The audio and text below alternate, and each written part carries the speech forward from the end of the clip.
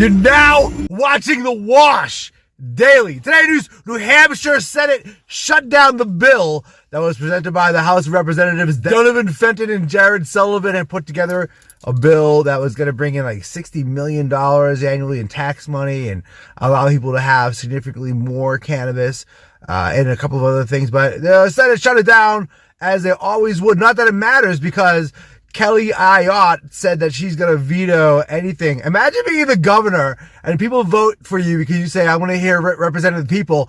And then when the people want cannabis, she says, no, even if you want cannabis, I'm going to veto it because it's my state now. Thank you, subjects.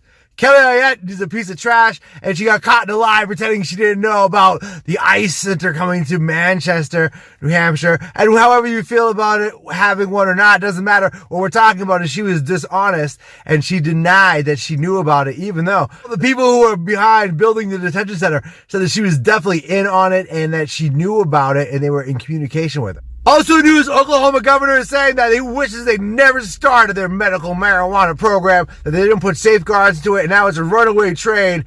And a lot of people are saying, hey, this thing's a mess. We should probably just scrap it and start over. This medical marijuana program is just dumb. And there's not a recreational cannabis program, but I guess somehow through this medical marijuana program, a lot of people were able to get in and start growing. It was pretty cheap. And they're saying that some like gangs or mafia people or foreign nationals are in there growing cannabis, and they're also using it as a front for their like human trafficking operations or other kind of crime stuff not related to cannabis that I guess now is possible because people have medical marijuana. The problem is with the shutting it down is there's a lot of people who are very invested in the program, and they've already issued licenses, so they'd be on the hook to reimburse folks. Plus, there's a lot of people who are using medical marijuana and getting great benefits out of it. So there'd be really actually not a good move for the government there in Oklahoma to shut down the cannabis program, even though it's not working for them.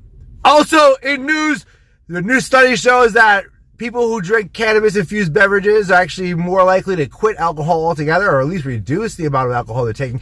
80% of the people who were in this poll said that after using cannabis beverages, they pretty much stopped binge drinking anyway, and kind of stopped drinking alcohol altogether. A lot of people don't like alcohol anymore. Cannabis and alcohol don't mix at all. They're nothing like one another. It's a bad idea that all these cannabis dispensaries started calling people bud tenders and sort of relating it all to cannabis as being a sort of smokable form of beer or alcohol, where it's not even close. In fact, they actually don't really pair well. Now, people do use both of them, obviously, but if you smoke weed and drink alcohol, a lot of people will get the spins. And over time, you have to choose one or the other. There's very few people who are probably drinking as much alcohol and cannabis over a sustained amount of time. One or the other will win. And a lot of people, cannabis is winning because cannabis is better.